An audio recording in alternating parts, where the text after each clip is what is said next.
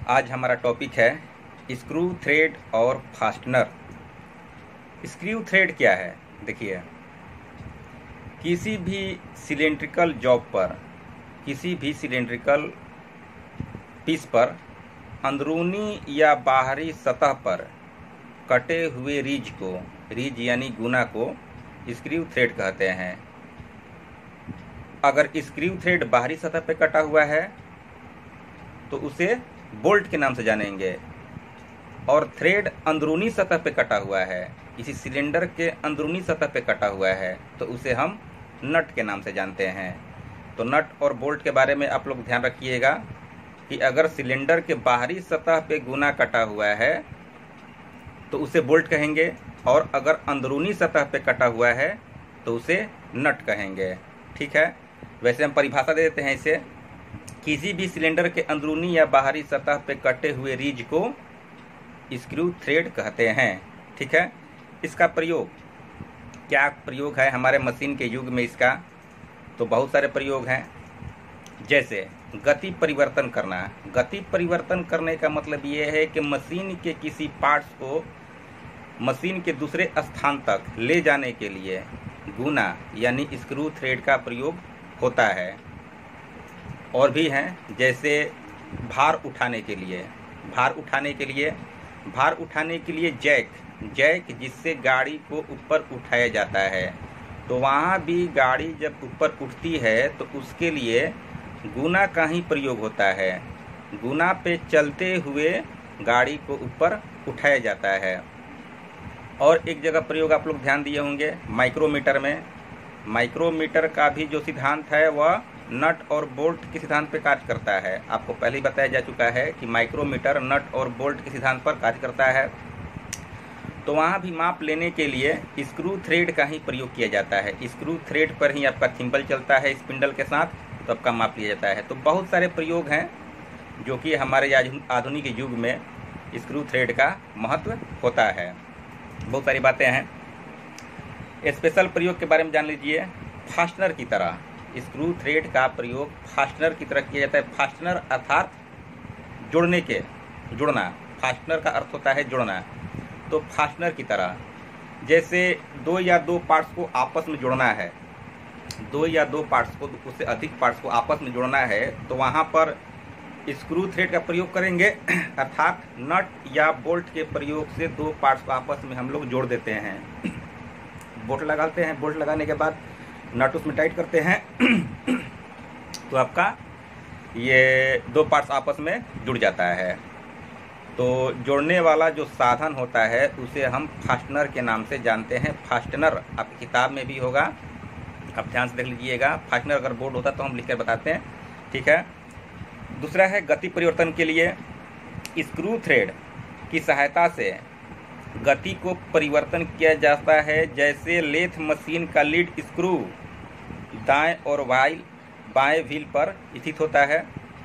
Lathe machine पे lead screw लगा होता है, जिसमें हम व्हील को घुमाते हैं तो कैरेज को ढोता हुआ इधर से दाएं से बाएं की तरफ ले जाता है। व्हील को जब घुमाते हैं तो स्क्रू थ्रेड पे ही वह चलता है और आपका टेल स्टॉक से लेकर के हेड स्टॉक तक पहुंचाता है कैरेज को। तो लेथ मशीन में जो लीड स्क्रू होता है वह गति परिवर्तन का काम करता है। भार उठाने के लिए जैक आपका ये है, जैक से भार उठाते हैं। माप लेने के लिए तो माइक्रोमीटर आपका उदाहरण हो गया सबसे बढ़िया माप लेने के लिए, परिशुद्ध माप लेने के लिए माइक्रोमीटर से हम लोग माप लेते हैं। वहाँ भी स्क्रू थ्रेड का काम है। एडजस्टमेंट के लिए, एडजस्टमेंट अर्थात थोड़ा सा छोटा या बड़ा करना, एडजस्ट करना। जैसे मान लीजिए आपके पास डाई स्टॉक होता है गुना काटने वाला, जिससे बाहरी चूड़ी काटी जाती है। तो डाई स्टॉक में हम एक प्रकार का डाई लगाते हैं जिसका नाम है फिलेट डाई। तो फिलेट डाई जब लगाएंगे उसमें, तो उसका जो गुना है, पीछे से अगर पेंच को हम टाइट करते हैं तो वह गुना जो है आपस में इस तरह से सटता है। तो गुना को हम बड़ा भी कर सकते हैं और छोटा भी कर सकते हैं। जैसे कि मान लीजिए ये आपका गोल है और यहाँ से कटिंग किया हुआ है, अलग है, और यहाँ एक स्क्रू है, यहाँ एक स्क्रू है। तो इस तरह से स्क्रू को जब दबाएंगे तो ये जो है ये छोटा होता है, ढीला करेंगे तो ये बड़ा होता है।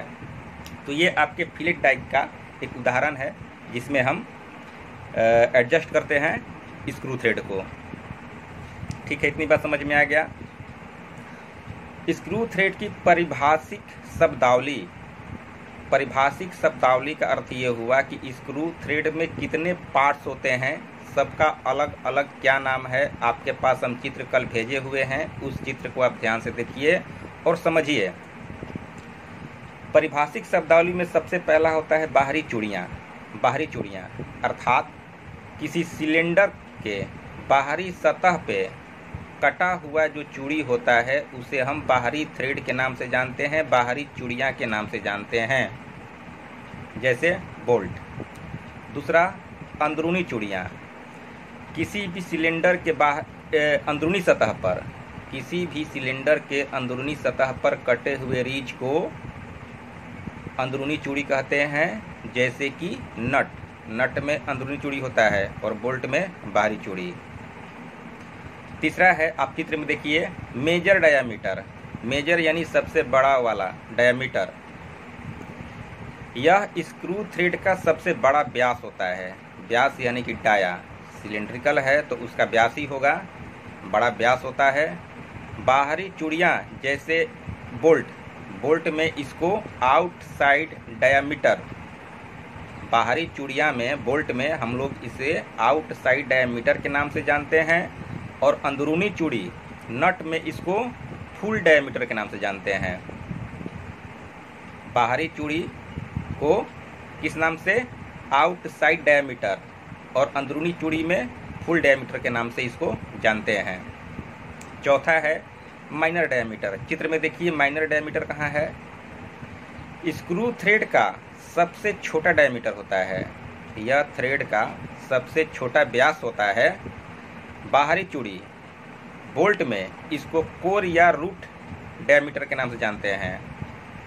बाहरी चूड़ी बोल्ट में इसको कोर या रूट डायामीटर के नाम से जानते हैं, और अंदरूनी चूड़ी जैसे नट में इसको इनसाइड डायामीटर के नाम से जानते हैं। इस बात को ध्यान रखिएगा। ठीक है। पांचवा है पिच डायामीटर। पिच, ठीक है, यह स्क्रू थ्रेड पर एक काल्पनिक डायामीटर होता है। काल्पनिक यानी कि अपने मन से इसको पहचाना जाता है। ये आपको किसी वहाँ पर स्क्रू थ्रेड में कोई ऐसा पॉइंट नहीं होता है जिसको हम दर्शा सकें कि यह पिच डायामीटर है। यह एक काल्पनिक डायामीटर है जो कि मेजर डायामीटर और माइनर डायामीटर के बीच में स्थित होता है। चित्र में देखिए आप लोग ध्यान से, मेजर कहाँ है और माइनर कहाँ है। दोनों जो डायामीटर है उसके बीच में एक डॉटेड लाइन गया हुआ है, वही आपका पिच डायामीटर होगा। यदि मेजर डायामीटर से, सबसे बड़ा वाला जो डायामीटर है, मेजर डायामीटर से स्क्रू थ्रेड की गहराई घटा दी जाए तो पिच डायामीटर निकल जाता है। अगला है अक्ष यानी एक्सिस लाइन। किसी स्क्रू के बीचों बीच सेंटर से स्क्रू की पूरी लंबाई तक गुजरती हुई सीधी रेखा अक्ष कहलाती है। बोल्ट हुआ, बोल्ट के बीचों बीच जो लाइन गुजरती है उसे एक्सिस लाइन यानी अक्षीय रेखा कहते हैं। अगला है pitch, PITCH, pitch. Screw thread पर किसी चूड़ी के एक पॉइंट से दूसरी चूड़ी पर उसी के अनुरूप पॉइंट की दूरी को यदि अक्ष के समानांतर माप लिया जाए तो वह चूड़ी का पिच कहलाएगा। साधारण बात है, एक चूड़ी से दूसरे चूड़ी, बोल्ट में जो गुना कटा हुआ होता है, तो उस गुने पर हम एक गुना से दूसरे गुने के बीच को दूरी हम अगर नाप लेते हैं, जितनी भी दूरी है, जितनी डिस्टेंस है, 1.5 mm हो, 2 mm हो, आधा mm हो, तो वही आपका पिच कहलाता है। पिच के बारे में पहले भी आपको बता चुके हैं। पिच कहलाता है। लीड, LEAD, लीड किसे कहते हैं। स्क्रू थ्रेड के एक चक्कर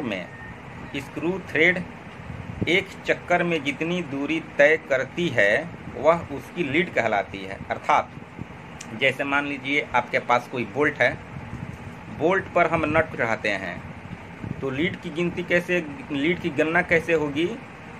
तो जैसे हमने बोल्ट पर नट को चढ़ाया इस तरह से, और जैसे हमने घुमाया, उस पर घुमाते हुए आगे बढ़ेगा, जब घूमेगा दाहिनी तरफ से तो वह आगे बढ़ेगा। तो एक चक्कर में जितनी दूरी तय करेगा वह उसका लीड कहलाएगा। अब जैसे मान लीजिए कि बोल्ट पर जो गुना कटा हुआ है उसका पिच है 5 मिलीमीटर, 1 मिलीमीटर, 5 मिलीमीटर बहुत ज़्यादा होता है, छोटे में आते हैं, मान लीजिए 1 मिलीमीटर है। बोल्ट पर जो गुना कटा हुआ है उसकी पिच है 1 मिलीमीटर। 1 मिलीमीटर अर्थात एक गुना से दूसरे गुने की दूरी जो है 1 मिलीमीटर है। उस पर अगर हम कोई नट चढ़ाते हैं तो वह एक चक्कर में 1 मिलीमीटर दूरी तय करेगा। ये क्लियर है। माइक्रोमीटर में हमने आपको बता दिया, पहले ही बताया है कि माइक्रोमीटर के स्पिंडल पर 0.5 mm की चूड़ियाँ कटी होती है, तो थिम्बल जो है एक चक्कर में 0.5 mm की दूरी तय करता है। जब एक चक्कर लगाएगा तो जितना पिच होगा उतना ही वह दूरी तय करेगा। ठीक है। कोई चूड़ी सिंगल स्टार्ट की होती है, कोई चूड़ी डबल स्टार्ट की होती है। सिंगल स्टार्ट और डबल स्टार्ट में अंतर ये है कि चूड़ी पकड़ने का जो मुंह होता है, गुना पर जैसे चूड़ी पकड़ने का मुंह होता है, किसी में एक ही मुंह होता है, एक ही स्टार्ट होता है जहाँ से पकड़ते हुए वह अंत तक जाता है। किसी में 2 मुंह बनता है तो उसको डबल स्टार्ट कहते हैं। अगर एक मुंह है, एक स्टार्ट है तो सिंगल स्टार्ट कहलाएगा। अगर 2 पकड़ने वाला है तो उसे डबल स्टार्ट कहते हैं। डबल स्टार्ट वाली चूड़ी में लीड पिच की 2 गुनी हो जाती है। पिच की 2 गुनी हो जाती है। अर्थात अगर डबल स्टार्ट का चूड़ी है तो एक चक्कर में 2 पिच पार करेगा। एक चक्कर में 2 पिच पार करेगा डबल स्टार्ट में। अगर सिंगल स्टार्ट की चूड़ी है तो एक चक्कर में एक ही पिच पार करेगा। आप लोगों जैसे इसका उदाहरण ये है कि कोई ढक्कन होता है, जैसे आपके कोल्ड स्प्राइट का हुआ, पेप्सी का हुआ, तो इसमें आप लोग देखिएगा कि डबल या ट्रिपल स्टार्ट की चूड़ियाँ होती है। डबल या ट्रिपल स्टार्ट की चूड़ियाँ होती है जिसमें अगर आप उस ढक्कन को लगाते हैं तो उसी स्पीड से वह आगे बढ़ती है। अगर डबल स्टार्ट की चूड़ी है तो एक चक्कर में आपका जो ढक्कन है वह बैठ जाता है। अगर ट्रिपल स्टार्ट की चूड़ी है तो उससे भी कम में जाकर के बैठ जाएगा। इस तरह से तेजी बढ़ता है। अगर स्टार्ट को बढ़ाते हैं तो दूरी तय करने की जो क्षमता है वह बढ़ जाती है। अगला है crest, CREST, crest. Screw thread की दोनों साइडें ऊपर की ओर जिस सतह पर मिलती है उसे क्रेस्ट कहते हैं। जैसे गुना कटता है तो उसमें साइड होता है, इस तरह से गुना कटा, फिर यहाँ से इस तरह से गुना होता है, इस तरह से गुना कटा हुआ होता है। तो दोनों साइडें जिस स्थान पर मिलती है, यानी कि ऊपर वाला जो पॉइंट है जहाँ से दोनों तरफ गुने की ढलान बनती है, तो सबसे ऊपरी सतह जो है उसे क्रेस्ट के नाम से जानते हैं। अगला नंबर रूट। स्क्रू थ्रेड की दोनों साइडें नीचे की ओर जिस सतह पर मिलती है उसे रूट कहते हैं। वही जो चूड़ी का ढलान है, अगर नीचे आकर के मिल रहा है, जहाँ पर नीचे कहाँ मिलेगा? माइनर डायमीटर पर आकर के मिलता है। नीचे जब आएगा तो वह माइनर डायमीटर पर आकर के मिलता है, जिसको हम रूट के नाम से जानते हैं। अगला नंबर है फ्लैंक या साइड। यह चूड़ी की तिरछी सतह होती है जो कि रूट और क्रेस्ट को मिलाती है। यानी कि चूड़ी का साइड वह सतह जो रूट या क्रेस्ट को मिला रहा है, जो बीच का ढलान बन रहा है चूड़ी का, वही आपका फ्लैंक या साइड होगा। चूड़ी का कोण यह स्क्रू थ्रेड की दोनों साइडें आपस में मिलने के बाद जो कोण बनाती है उसे चूड़ी का कोण कहते हैं। चूड़ी अलग अलग कोण में बनी होती है। सारी जो चूड़ियाँ होती है वह सिर्फ एक ही कोण में नहीं होती है, सबकी कोण जो है अलग अलग होती है। तो वही आपका एंगल ऑफ थ्रेड कहलाएगा, यानी कि चूड़ी का कोण कहलाएगा। 13 है हेलिक्स एंगल। पिच डायमीटर पर अक्ष के लंबवत स्क्रू थ्रेड के हेलिक्स के द्वारा बना हुआ कोण हेलिक्स एंगल कहलाता है। यानी कि आपके पास जो सिलिंड्रिकल पीस है उस पर चूड़ी बना होता है, उसका जो डाया होता है वह तिरछाई में जाता है, तिरछा होकर के जाता है ये घूमता हुआ। तो जिस तिरछे में घूमता हुआ जाएगा वह आपका हेलिक्स एंगल कहलाएगा। हेलिक्स एंगल आपके चित्र में ज़्यादा स्पष्ट हो रहा है। तो जो घूमता हुआ चूड़ी जाता है जिस एंगल में, घूमता हुआ जो गुना जाता है जिस एंगल में, वही आपका हेलिक्स एंगल कहलाता है।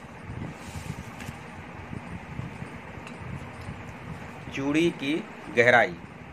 चूड़ी की गहराई स्क्रू थ्रेड के क्रेस्ट और रूट के बीच में,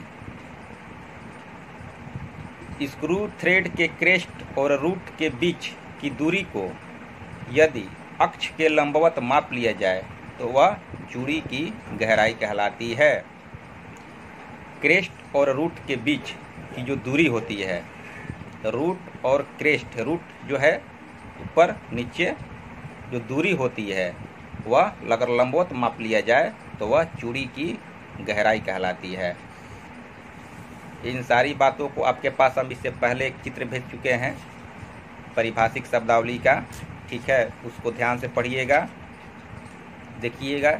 अगर नहीं समझ में आ रहा है तो हमारे कॉन्टेक्ट नंबर पे बात कीजिए, हम आपको और गहराई से बताएंगे और अच्छी तरह से समझाएंगे उसको जो नहीं समझ में आ रहा है। अगर समझ में आ रहा है तो ठीक है, हमारे कॉन्टेक्ट नंबर पे कॉन्टेक्ट करके अपना जो भी कन्फ्यूज़न है उसको आप दूर कर लीजिए। ठीक है, आज के लिए इतना ही।